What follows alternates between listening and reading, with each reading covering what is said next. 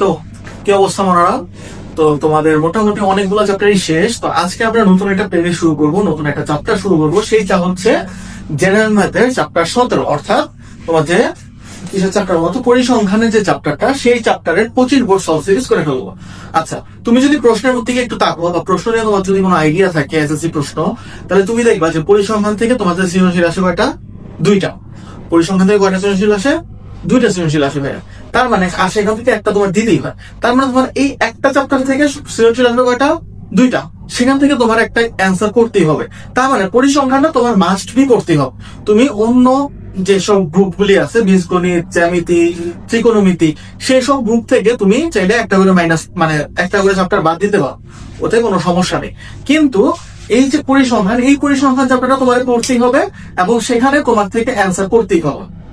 ঠিক আছে? তাহলে এই ত্রিকোণমিতি চ্যাপ্টারটা আমাদের জন্য খুবই ইম্পর্টেন্ট এবং পরীক্ষার আগে দিয়ে তোমাদের কিন্তু খুব বেশি দিন বাকি নেই। আমি এই ভিডিওটা যেদিন ছাড়বো সেদিন থেকে হয়তো তোমাদের পরীক্ষার আর সর্বোচ্চ গেলে 12 থেকে 15 দিন বাকি, সর্বোচ্চ গেলে 12 থেকে 15 দিন বাকি। আমি জানি না এই ভিডিওটা কবে যাবে, বা যেদিনই যাবে 12 থেকে 15 দিন বাকি থাকবে। ঠিক আছে?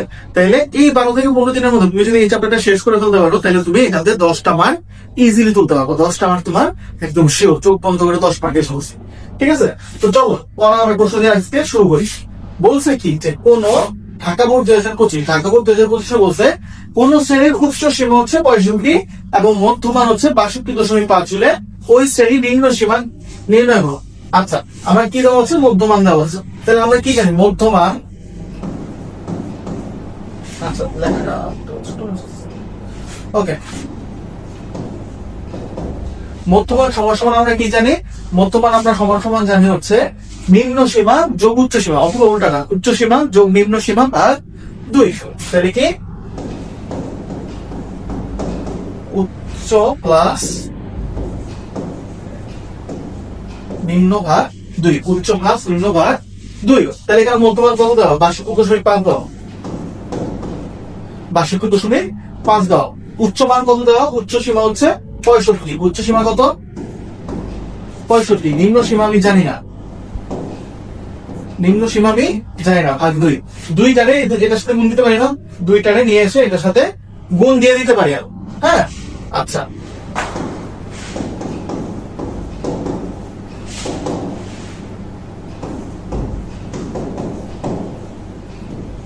তাহলে 2 গুণ করলে কত হয়? 62, এটা পয়েন্ট আছে। হ্যাঁ, আচ্ছা, তাহলে 62 দুগুণে কত? 124, আর 0.5 দিয়ে গুণ করলে 125।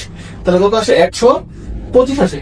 125, 65টার এই পাশে নিয়ে আসি, কি হবে? -65 সমান সমান নিম্ন। ঠিক আছে? তাহলে নিম্ন সীমা কত? নিম্ন সীমা ভাইয়া কত? 125 মাইনাস 65 কত হবে? 60 হবে। নিম্ন সীমা কত? 60। ঠিক আছে? ওকে, এই হচ্ছে তোমাদের উত্তর। খুবই সহজ জিনিস, সহজভাবে হয়ে গেছে। চলো খ নম্বরে যাও। খ নম্বরে কি বলছে? প্রদত্ত সারণী থেকে মধ্য নির্ণয় করো। এই যে মধ্য নির্ণয় সূত্র জেনেছি, মধ্য নির্ণয় সূত্র, প্রচুরক নির্ণয় সূত্র, গড় নির্ণয় সূত্র সবগুলি দেওয়া আছে, প্রতিটা স্লাইডে দেওয়া আছে। ঠিক আছে? তাহলে তোমরা যখনই একটা অঙ্ক করবা তখনই সূত্রটা দেখবা, একটা অঙ্ক করবা সূত্র দেখবা, পরিচয় দেখবা, তাহলে দেখবা যে তোমার মুখস্থ হয়ে গেছে, তোমার আলটিমেটলি মুখস্থ হয়ে যাবে। ঠিক আছে? আচ্ছা, প্রদত্ত সারণী থেকে মধ্য নির্ণয় করো। তাইলে আচ্ছা, আমার প্রথমে কি লাগবে দেখো তো?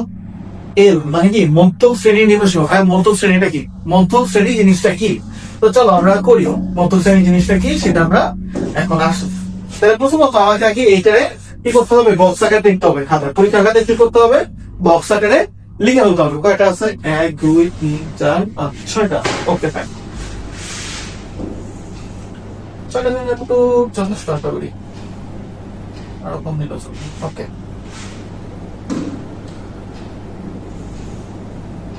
এই একটা। ঠিক আছে? বাকিটা আমি হাতে। ওকে, এখানে কিন্তু অনেকগুলো জিনিস লাগবে। দেখো এখানে অনেকগুলো জিনিস লাগবে। আচ্ছা, আমি একটু বলতে ছোট বানায় ফেলছি। তো চলো কি কি লাগবে আমি পরে বলতেছি। আশা করি এতটুকু মতো হয়ে যাবে। একটু উঠাই দিই। হ্যাঁ, এটা নিয়ে আসি। ওকে ভাই, তাহলে চলো প্রথমে কি আসবে? প্রথমে আসবো আমার এই যে শ্রেণী ব্যাপ্তি যেটা, সেটা আসবে। ঠিক আছে? শ্রেণী ব্যাপ্তি যেটা সেটা আসবে।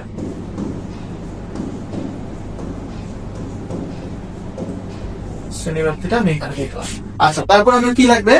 তারপরে আমার লাগবে দেখো প্রমোজিত গণসংখ্যা লাগবে। কি লাগবে?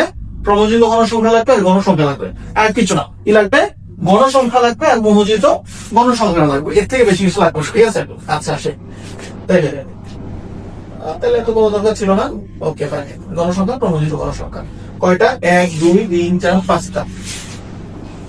1 2 3 4 5 হয়ে গেছে। আচ্ছা, প্রথমটা কি 30, তাহলে 21 থেকে 30, তারপরটা কত? 33 41 51 61 40 50 60 70। এই তো কাহিনী, তাই না? এটাই কাহিনী। ওকে, তারপরে কি গণসংখ্যা? এখানে কি বলবে?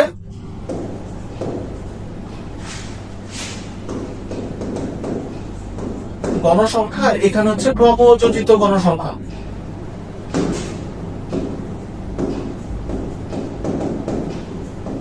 আচ্ছা, ক্রমযোজিত গণসংখ্যা জিনিসটা কি পরে আসছে, আগে গণসংখ্যা গুলি লিখে 6 12 20 10 2। 6 12 20 10 2। 6 12 20 10 2। আচ্ছা, ক্রমযোজিত গণসংখ্যা ঠিক। দেখো, গণসংখ্যা মানে তোমার একটা গ্রুপে ঠিক কতজন আছে সেটা, একটা গ্রুপে কতজন আছে সেইগুলি বোঝায়। আর ক্রমযোজিত গণসংখ্যা মানে কি? ক্রমযোজিত গণসংখ্যা মানে হচ্ছে তুমি এতক্ষণ ধরে কয়জন বের করছো, জিনিসটা বোঝার চেষ্টা করো। গণসংখ্যা মানে কি? একটা গ্রুপে কতজন আছে, মানে প্রতিটা গ্রুপে কতজন করে আছে সেটা। আর ক্রমযোজিত গণসংখ্যা মানে কি? তুমি টোটালে এতক্ষণ ধরে কতজনকে বলছো। যেমন দেখো, আমি যখন এই ঘরে আসছি, আমি কয়জনের বললাম? 6 জনের বললাম। তাহলে ক্রমযোজিত গণসংখ্যা কত? 6। আমি যখন এই ঘরে আসলাম, এই ঘর পার করে আমি এই ঘরে আসছি, এই ঘর পার করে এই ঘরে আসছি, এই ঘরে আমি কত জনের বললাম? 12 জনের বললাম। কিন্তু এতক্ষণ আমি মানে টোটাল আমি কত জনের নিচ্ছি? 6 যোগ 12 18 জনের নিচ্ছি। কথা বুঝতে পারছি? আচ্ছা, এই ঘরে যখন আমরা আসলাম তখন কত জনের বলছে? 20 জন। আর টোটালে কত জনের বলছে? 6 12 20। 6 12 20 কত হবে? 38। কত? 38। আচ্ছা, এরপরে এবার আরো 10 যোগ 48, তারপরে এবার আরো 2 যোগ 50। তাহলে ক্রমযোজিত গণসংখ্যা দ্বারা আমি কি পাই? টোটাল যে গণসংখ্যা সেটা পাই, টোটাল গণসংখ্যাটা পাই। আচ্ছা, এখানে আমার মানুষ টোটাল আছে কতজন? 50 জন। মানুষ টোটাল আছে কতজন? 50 জন। ঠিক আছে? আচ্ছা, এখন আমার দেখতে হবে যে মধ্যক জিনিসটা কোন জায়গায় আছে, মধ্যক জিনিসটা কোন জায়গায় আছে। তাইলে মধ্যপদ, মধ্যপদ কি হবে? n/2। মধ্যপদ কি হবে? n/2। n কতজন? 50 জন। 50 জন 2, তার মানে কত? 25তম পদ। 25তম পদ অথবা 25তম শ্রেণী, যাই হোক 25তম পদে লেখা হবে। এখন আপনারা বলো 25তম পদ জিনিসটা কোন জায়গায় আছে? বলতো ভাইয়া, 25তম লোক অথবা 25তম সংখ্যা এই জিনিসটা কোথায় আছে? দেখো, এখানে যখন আমি আসছি আমি 18 পর্যন্ত গুনছি, তাই না? 18 জন লোকের আমি গুনছি। বা এখানে যখন আসছি তখন আমি 38 জন লোকের গুনছি। তাহলে এই যে 25তম যে পদটা, এই যে 25তম যে পদটা, সেইটা আমার কোথায় আছে ভাইয়া বলতো? 18 এবং 18 পরে এবং 38 আগে না? কোথায় আছে? 18 পরে এবং 38 আগে। তার মানে আছে কোথায়? এই ঘরটার মধ্যে আছে। কোথায় আছে? এই ঘরটার মধ্যে আছে। তাহলে মধ্যক শ্রেণী কোনটা? 41 থেকে 50। মধ্যক শ্রেণী কোনটা? 41 থেকে 50। জিনিসটা ছোট করবে তাহলে। ওকে, আশা করি তোমরা বুঝতে পারছ।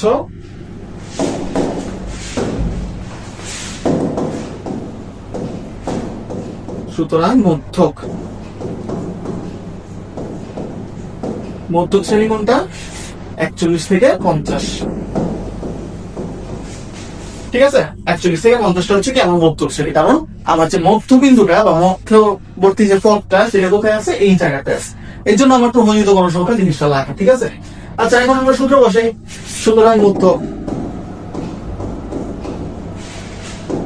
সূত্র কি?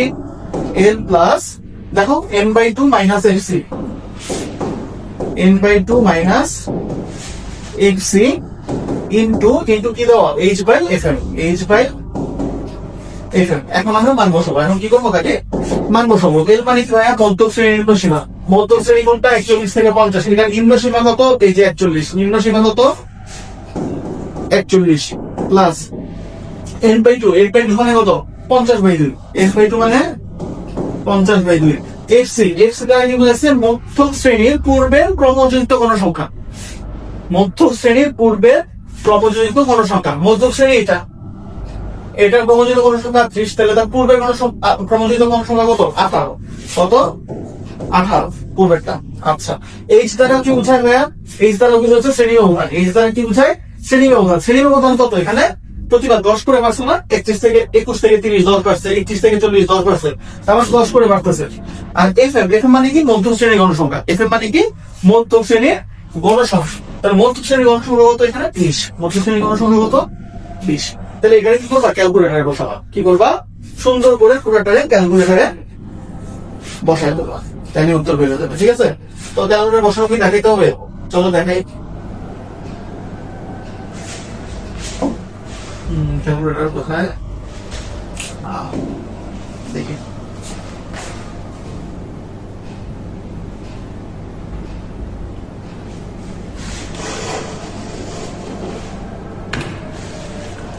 এই যে ক্যালকুলেটার এসে পড়ছে।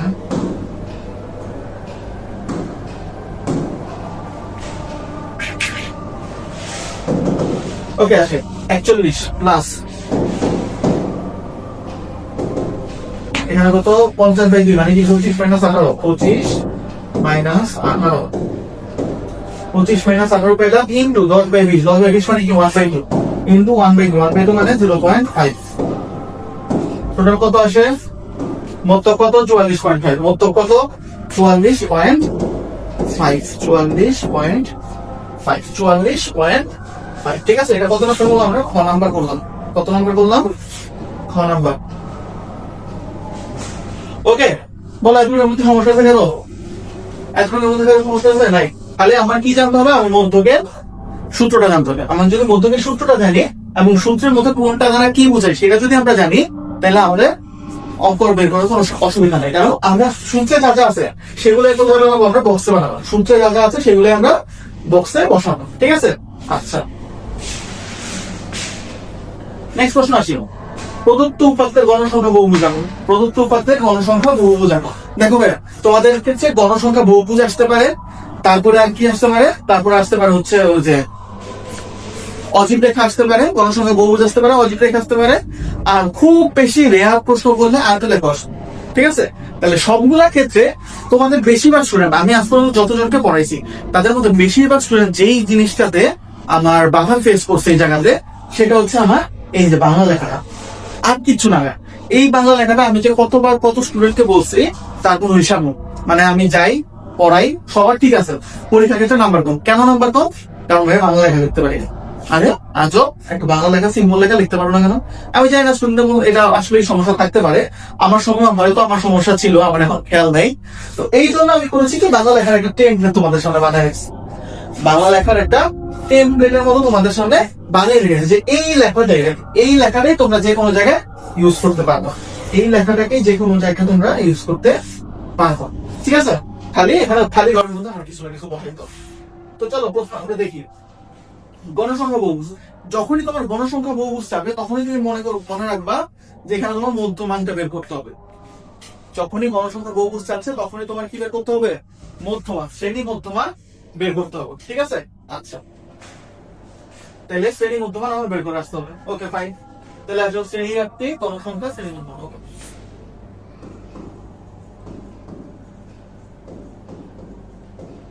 শ্রেণী ব্যাপ্তি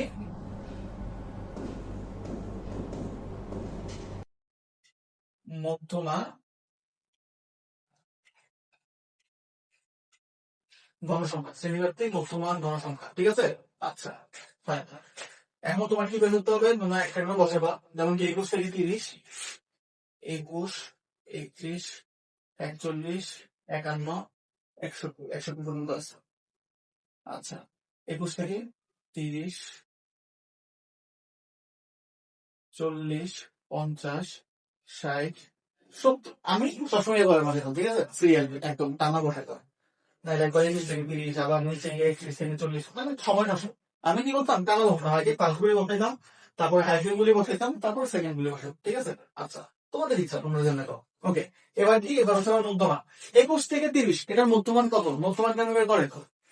মধ্যমান কিভাবে বের করে?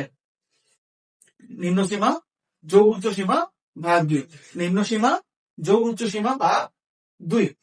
তাহলে 30 আর 20 কত, সরি 21 কত 51, 30 আর 21 51, বর্তমান করলে কত আসবে 25.5, কত আসবে 25.5। তাহলে এটা কত 25.5, এটা কত 35.5, এটা কত 45.5, এটার কত 55, আর এটার কত 65। ঠিক আছে, সবগুলা সেম নিব, কারণ যেহেতু 10 করে বাড়ছে এই জন্য কি সবগুলা 10 করে বাড়ছে, সবগুলা কি 10 করে বাড়ছে। ঠিক আছে, আচ্ছা গণসংখ্যা কত 6 12 20 10 2, 6 12 20 10 2। ওকে ভাই, এখন আমার কি করতে হবে, এখন আমার বাংলা গান লিখতে হবে। প্রথমে তো আমি বক্স করলাম, এটা কিন্তু পুরোটা কোথায় যাবে, বক্সের ভিতরে যাবে। ঠিক আছে, এটা পুরোটা কোথায় যাবে, বক্সের ভিতরে, বক্স রাখলাম। ঠিক আছে, আচ্ছা তারপরে কি এখান থেকে দাঁড়াতে হবে একটা, এদিক থেকে দাঁড়া হবে, এদিক থেকে দাঁড়া হবে। ওকে, আচ্ছা তাহলে এই সফলতা,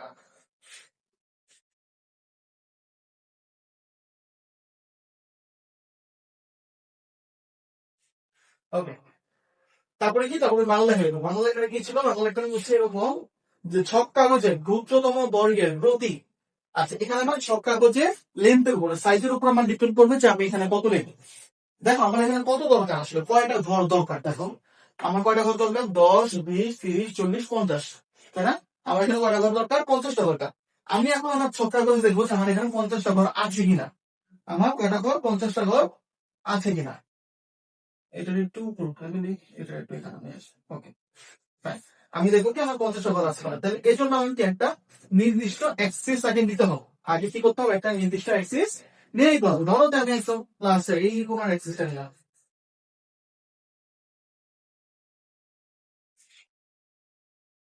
তো তার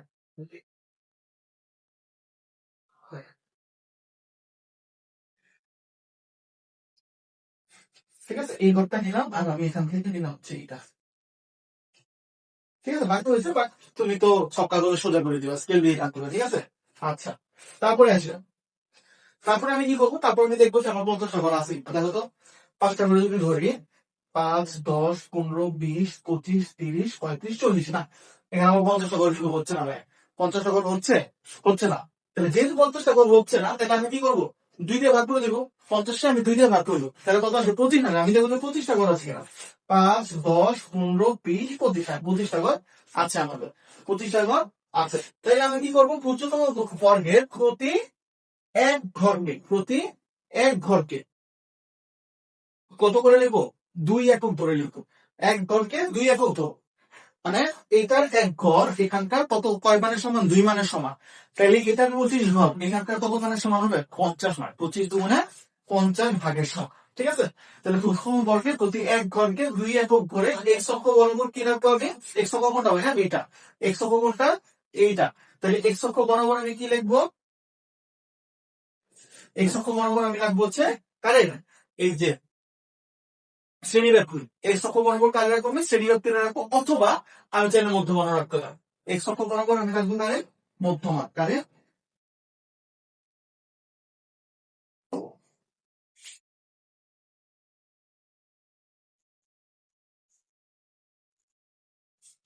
মধ্যমানে রাখছি। ঠিক আছে, আর ওয়াই অক্ষ বরাবর আমি কাকে রাখছি, এক্স অক্ষ বরাবর কারে রাখছি, মধ্যমান। আচ্ছা এটা কি এখানে লেখা হবে,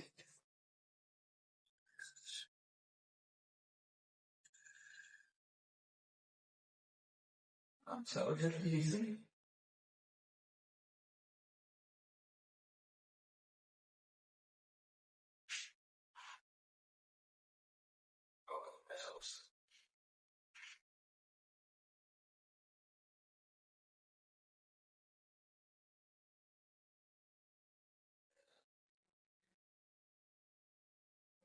এক্স অক্ষ বরাবর কারে রাখছি, আমি মধ্যমানে রাখছি।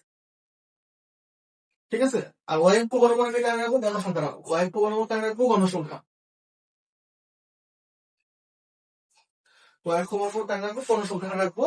উপাত্ত বসে মূল বিন্দু থেকে কত পর্যন্ত, 25.5 পর্যন্ত। মূল বিন্দু থেকে কত, 25.5 পর্যন্ত ঘরগুলো উপস্থিতি বোঝায়। তার মানে এই যে 25.5 থেকে আমি শুরু করবো আঁকা। ঠিক আছে, তো তার আগের সংখ্যাগুলি কি হারাই গেছে কোথাও, না আগের সংখ্যা কিন্তু হারায়নি, আগের সংখ্যাগুলি আছে, কিন্তু সেখানে আমরা বোঝাবো কি যে ভাঙা চিহ্ন দিয়ে বোঝাবো। ভাঙা চিহ্ন জিনিসটা কি ভাইয়া? ভাঙা চিহ্ন মানে ভাঙা চিহ্ন এই যে করার আগে সবসময় আমাদেরকে কি করতে হয়, মানে যে কোনো ইয়ে করার আগে এখান থেকে একটু দাগ খেয়ে নিতে হয়, ভাঙা ভাঙা দিতে হয়। যে বোঝায় কি যে 25-এর আগ পর্যন্ত যত সংখ্যা আছে সবগুলো আমি কোথায় আছে, এই ভাঙা চিহ্নের ভিতরে চলে গেছে। 25-এর আগ পর্যন্ত সকল সংখ্যা কোথায় আছে, ভাঙা চিহ্নের ভিতরে আছে। ঠিক আছে, এটা বুঝাই নিতে হবে। ওকে। এবং আরেকটা কি, কাপড় যুক্ত করার মাধ্যমে ড্যাশ কি লিখছে, ড্যাশ কি আঁকা হলো, কোনটি আঁকা হলো, গণসংখ্যা বহুবচনী, কোনটি গণসংখ্যা বহুবচনী আঁকা হলো, গণসংখ্যা বহুবচনী আঁকা হলো। এখন আসো আগে, এখন আঁকবো চলো। তাহলে প্রথমে আমাদের কি বলছে, প্রথমে আমরা বলছো 25.5, প্রথমে আমাদের কি বলছে 25.5। তো সাপোজ আমরা এই জায়গাটাকে ধরলাম কত, 25.5। ঠিক আছে, তাহলে এই জায়গাটা কত, 5 ঘর পরে, তাই না? 5 দিন পরে 25.5 থেকে 5 ঘর পরে, 5 ঘর মানে কি 10 ঘর, 5 ঘর মানে কি 10 ঘর, 10 ঘর করে গেছে 35.5। তাহলে এখানে কি 35.5। তাহলে এই জায়গায় কি হবে 45.5, 45.5। এই জায়গায় 55.5, এই জায়গায় 65.5। এর বেশি আমার দরকার নেই।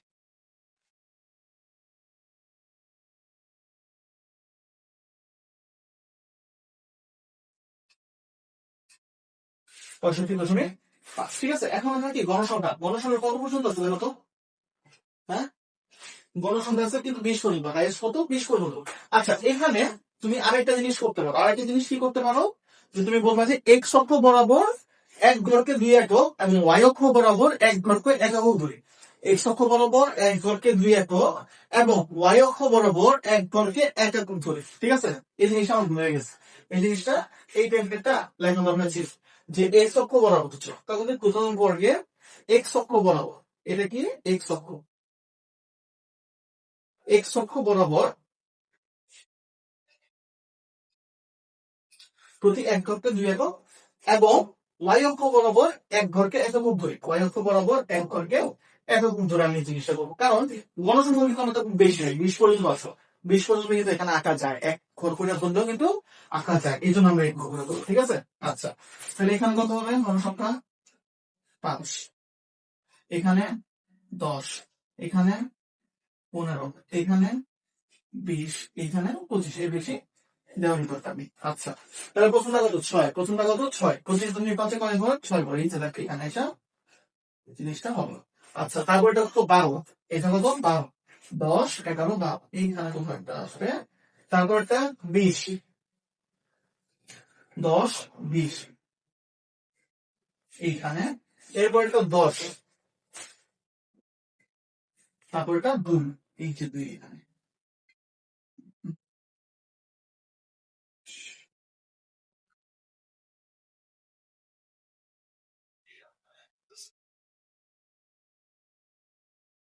ওকে, সবটা কোথায় 2 না, এই যে এখানে। তাইলে আমরা